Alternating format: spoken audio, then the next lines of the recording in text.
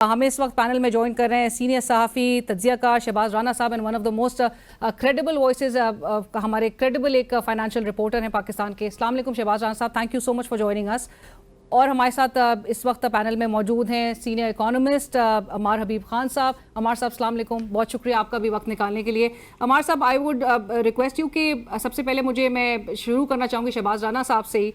आज उन्होंने खबर भी इसी रिपोर्ट से मुतालिक जो फाइल की है, और मैं चाहूँगी कि नाजरीन के लिए भी ये जो नंबर्स हैं और जो शहबाज राना साहब मैंने जिस तरह इब्तदाई में कहा कि ये जो रिवर्स हुए हैं 10 साल में और ये 8 साल का तकरीबन एक 8 ईयर हाई बताया जा रहा है, जो 7% का इजाफा गुर्बत की शरह में देखा जा रहा है। और ये ज़रा आम फहम अल्फाज में बताइएगा कि कितने लोग जो है इस वक्त सतह गुर्बत से नीचे जा चुके हैं। जी बिस्मिल्लाहिर्रहमानिर्रहीम, बहुत शुक्रिया आपका। ये जो वर्ल्ड बैंक की लेटेस्ट रिपोर्ट है, ये इसका जो बुनियादी इसका नुक्ता था वो नंबर्स नहीं थे। इसका बुनियादी नुक्ता ये था कि पिछले 20 से 25 साल में पाकिस्तान में ओवरऑल जो पावर्टी का ट्रेंड है वो क्या रहा है, गुर्बत में कमी हुई है या इजाफा हुआ है। अगर कमी हुई थी तो किन वजूहात की वजह से, और अगर इजाफा हो रहा है तो किन वजूहात की वजह से। तो ओवरऑल अगर देखा जाए इस रिपोर्ट के मुताबिक 2001 से लेके 2014-2015 तक पाकिस्तान में मजमूई तौर पर गुर्बत में कमी हुई है, और सालाना 3% तक जो पावर्टी का रेट था वो कम हुआ है। फिर उसकी जो बड़ी वजह बयान की गई इस रिपोर्ट के अंदर कि जो हमारी एक बड़ी आबादी थी वो एग्रीकल्चर से हट के नॉन एग्रीकल्चर जो सेक्टर्स थे उनकी तरफ गई, और वहाँ पे उसको जो रोज़गार के मौके मिले उनकी आमदन में इजाफा हुआ तो गुर्बत में कमी हुई। फिर ये सिलसिला जो है कमी का स्लो हो जाता है। 2014 से 18 का जो पीरियड है इसमें जो कमी हो रही थी 3%, इससे पहले के पीरियड में 15 साल में वो कम होकर सालाना 1% पे आ जाती है। प्रोसेस स्लो हो जाता है। अच्छा, उसमें जो फैक्टर्स वो बता रहे हैं कि स्लो होने की वजह यह है कि कंस्ट्रक्शन एक्टिविटीज़ में लेबर चली गई, कुछ ऐसी एक्टिविटीज़ में चली गई जहाँ पे हाई यील्ड उनके लिए रिटर्न्स नहीं थे। फिर आ जाता है जो क्रिटिकल पीरियड है 2019 से लेके 2024 तक का। इस पीरियड में 2-3 बड़े जो फैक्टर्स थे उन्होंने अपना रोल प्ले किया, और बजाय कि गुर्बत में कोई कमी होने के गुर्बत में इजाफा हुआ।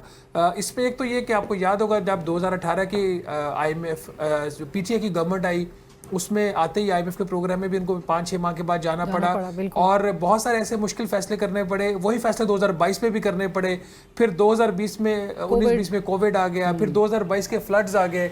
ये वो सारे फैक्टर्स थे जिसकी वजह से जो है पाकिस्तान में गुर्बत में इजाफा हुआ। गुर्बत के भी एक जो मैंने अपनी रिपोर्ट में उस तरीके से इस पे फोकस नहीं किया नंबर के ऊपर। इसकी 2 वजूहत है। एक तो ये कि एक पाकिस्तान की नेशनल पावर्टी लाइन है जिसके तहत जो गुर्बत की इस वक्त सतह है पाकिस्तान में, कंजम्पशन बेस्ड कैलोरी बेस्ड जो मॉडल है उसके ऊपर वो कोई 25.3% बनती है। फिर आप जो इंटरनेशनल पावर्टी लाइन है कंपैरेटिव टर्म्स में अगर बाकी ममालिक में देखा जाए इनको वो 44.7 रफली 45% बन जाती है, जो कि $3.20 के ऊपर है रफली। वो भी कोई ज़्यादा नहीं है, हार्डली कोई 900-950 रुपया रोज़ाना की आमदन बनती है। तो ओवरऑल हालात ठीक नहीं है, बट जो इसमें बॉटम लाइन है वो ये है कि पॉलिसीज का एक बहुत बड़ा रोल है गुर्बत में इजाफे के लिए। राइट। मैं अमार साहब, चूंकि जो पावर्टी रिडक्शन ट्रैजेक्टरी है वो अब जिस तरह से it has come to a troubling halt, बिल्कुल अब ये एक तमाम जो गेन्स थे ओवर द पीरियड, और जो शहबाज राना साहब भी बताए थे इस रिपोर्ट में भी मेंशन्ड है,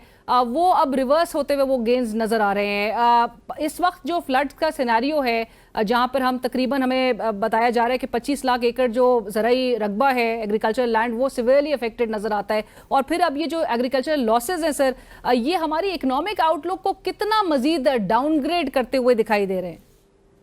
देखें, हमारा जो ग्रोथ थी वो तो हमारी पिछले 3 साल से ग्रोथ रुकी हुई है। 2-2.5% से ऊपर हम नहीं जा पा रहे, और ना ही हम अगले 3 से 4 साल तक 2-2.5% से ऊपर जा सकते हैं। वो क्यों नहीं जा सकते? बिकॉज जो हमारा इकोनॉमिक ग्रोथ का जो मॉडल है वो इतना स्क्यूड है इंपोर्ट्स की तरफ और सिर्फ ट्रेडिंग या ट्रेडिंग इकोनॉमी की तरफ, कि पॉसिबल ही नहीं है कि हम इसको कर सकें अनलेस कि हम एक्सपोर्ट ओरिएंटेड किसी भी किस्म की ग्रोथ लेकर आए। तो जो गुर्बत में इजाफा है दुख के साथ कहना पड़ेगा आगे जाके भी यही है कि क्योंकि एग्रीकल्चरल लॉसेस की वजह से और ये चीज़ इंक्रीज ही होगी, कम नहीं होगी।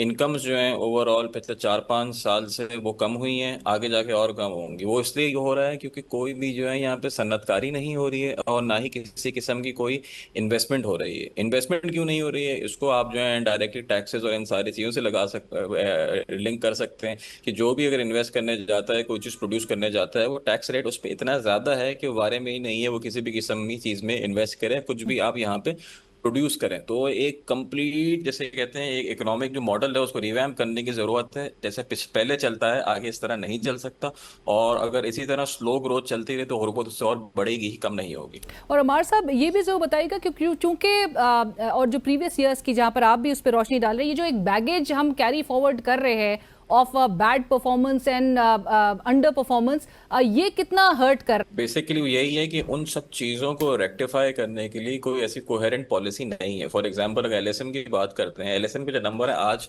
के, जो नंबर हैं वो आज से 3 साल पहले भी वैसे ही थे। तो इफेक्टिवली आपने एक्चुअल को इंडस्ट्रियलाइज और नहीं किया, यानी कि कोई नई सनत नहीं लगी। इसी तरह एग्री के अगर आप नंबर देखते हैं तो कोई पिछले 3 साल में ऐसा कोई काम नहीं हुआ जिससे नई एग्रीकल्चर को यील्ड इंप्रूव हुई हो, कोई प्रोडक्टिविटी इंप्रूव हुई हो। तो जो आज से 3 साल पहले एग्जैक्ट चल रहा था उस तरह वैसे ही चल रहा है, इसमें उसमें कोई मेजर इंप्रूवमेंट कहीं पर नहीं है। साथ साथ आज की आपने अपनी स्टोरी में जो वर्ल्ड बैंक के सीनियर इकोनॉमिस्ट को कोट किया है, जिन्होंने ये बात इस पे जोर दिया है कि हमने कोई भी, पाकिस्तान ने सिंगल इकोनॉमिक ग्रोथ मॉडल जो है वो फॉलो नहीं किया, जो कि आईएमएफ या वर्ल्ड बैंक की जानिब से इंपोज किया गया है। सो ऑलरेडी सर, मतलब हम इतने कोई स्ट्रिंजेंट इनकी कंडीशंस देखते हैं और हमें हर इकदाम लेने से पहले बताया जाता है कि जी आईएमएफ ने हमें तो कोई मार्जिन नहीं दिया, हम उसको बहुत स्ट्रिक्टली फॉलो करें। तो क्या वाकई में वो फॉलो नहीं हो रहा था?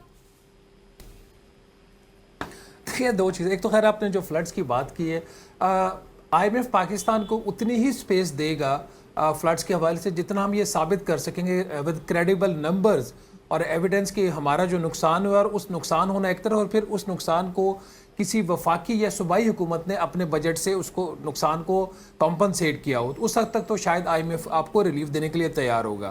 पर उससे भी पहले वो ये भी देखेगा कि जो पैसा एमरजेंसी के लिए पाकिस्तान के बजट में ऑलरेडी रखा गया था बिफोर द फ्लड्स, क्या वो पूरा एग्जॉस्ट हो गया है, वो इस्तेमाल हो गया? अगर इस्तेमाल हो गया तो वो आपको, और वो थोड़ी बहुत आपको रिलीफ दे देगा।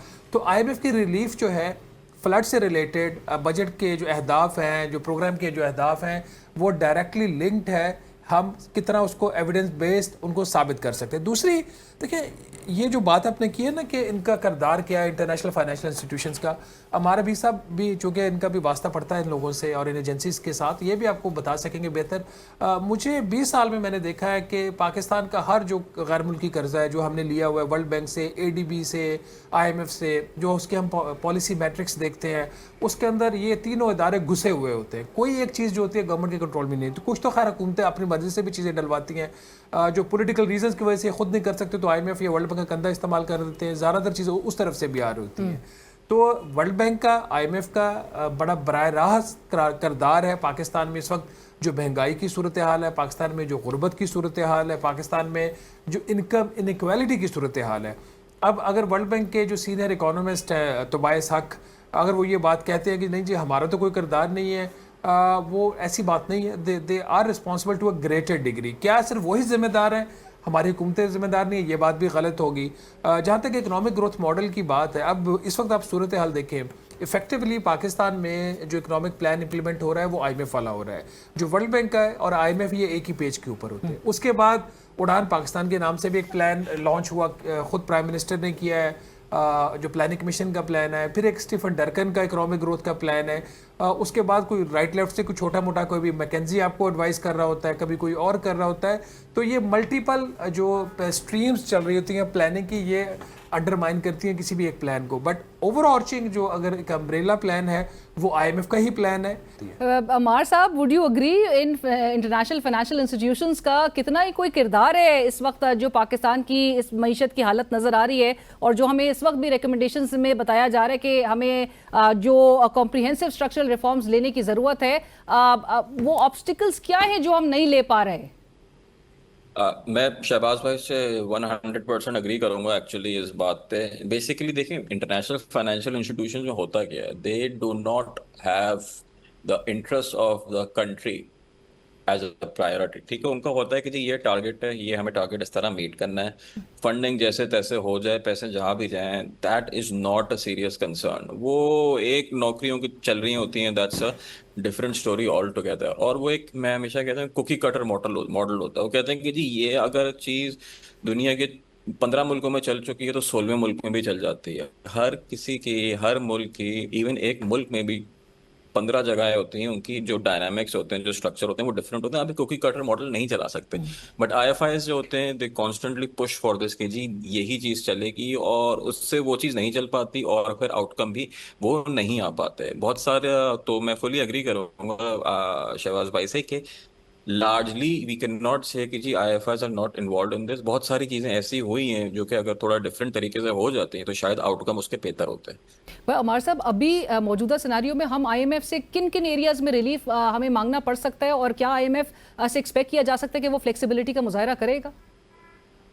देखिए व्हाट एग्जैक्टली इज रिलीफ। सबसे पहले जब हम बात करते हैं, आईएमएफ का कहना ये होता है कि जी आपने इतना टैक्स जनरेट करना है या इतना जो है आपने एक्सपेंडिचर को कंट्रोल करके रखना है, ठीक है। अगर हम इनएफिशिएंट हैं तो इनएफिशिएंसी को और ज्यादा जो है सपोर्ट करना है, क्या ये रिलीफ है, क्या ये कहना है कि यार नालायकी चल रही है तो उसको करने दो। कुछ हद तक we have to demonstrate as well कि हम एफिशिएंटली एक किरदार अदा कर सकते हैं, ठीक है, चाहे वो एक्सपेंडिचर पे कंट्रोल है। रिलीफ की बात तब आती है, कहते चलें जी इस दफा अगेन पाकिस्तान का मेरे ख्याल से कोई 24वां या 25वां प्रोग्राम है, अगर आप जी हिस्ट्री जी, देखें पाकिस्तान की आईएमएफ के 26 साथ। वो शहबाज राना साहब कहते हैं वो क्लाइमेट चेंज का भी 25 इंक्लूड करके। Every 2 years we are in the program, every 2 years must be something wrong somewhere ना, मतलब दोनों साइड से होगा मगर हमारी साइड से भी कुछ है ना, तो उस चीज को किस तरह रिजॉल्व करना है ये तो हमें ही करना पड़ेगा। और कितना कितना ही कोई रिलायंस है, ये नंबर्स ही बता देते हैं। शहबाज साहब, ये जरूर आखिर में बता दीजिएगा कि इस मौजूदा हुकूमत ने कितने अब तक कर्जा जो है वो ले चुकी है? 9,000 अरब रुपया इस हुकूमत ने पिछले एक साल में जुलाई 2024 से लेकर जून 2025 तक कर्ज़ों में शामिल किया है, और इसमें ऑन एन एवरेज कोई 25 अरब रुपये रोज़ाना की बुनियाद पर कर्ज़े बढ़े हैं, और ये कर्ज़े आइंदा भी बढ़ते रहेंगे, एब्सोल्यूट टर्म्स में भी बढ़ते रहेंगे और परसेंटेज में भी बढ़ते रहेंगे, क्योंकि हमारा इस वक्त जो मॉडल है जो रिसोर्स की वसाइल की तकसीम का वफाक और सूबों का, वो टिल्ड है इन फेवर्स ऑफ प्रोविंसेस। महसूलात उनके पास हैं, आमदन उनके पास है, खर्चे जो है वफाकी हुकूमत ने कुछ खर्चे गैर आइनी तौर पर अपने ज़िम्मे लिए हुए हैं। तो जब तक ये मॉडल एडजस्ट नहीं होता ये मसला रहेगा। फिर आपको जो वजारतें आपकी ज़रूरत ही नहीं है, जो आइनी तौर पर सूबों में सब्जेक्ट्स हैं उनकी वजारतें ख़त्म नहीं करेंगी, उनके जो एम्प्लॉइज़ को सरप्लस नहीं करेंगी, तो ये मसला बढ़ता रहेगा। तो ये एक ऑनगोइंग कहानी है, ये हर हुकूमत की कहानी है, और ये जो आइंदा भी हुकूमतें आती रहेंगी उनकी भी यही कहानी है। और आई गेस अलमिया यही है कि हर नई हुकूमत के साथ हमें नई पॉलिसीज वो मुतारिफ कराते हैं, कंटिन्यूटी ऑफ पॉलिसीज नहीं नजर आती। But thank you so much Ammar Habib Khan साहब, शहबाज राना साहब, thank you so much for joining us. Program की टीम अलीना शिगरी को इजाजत दीजिए। अल्लाह हाफ़िज़।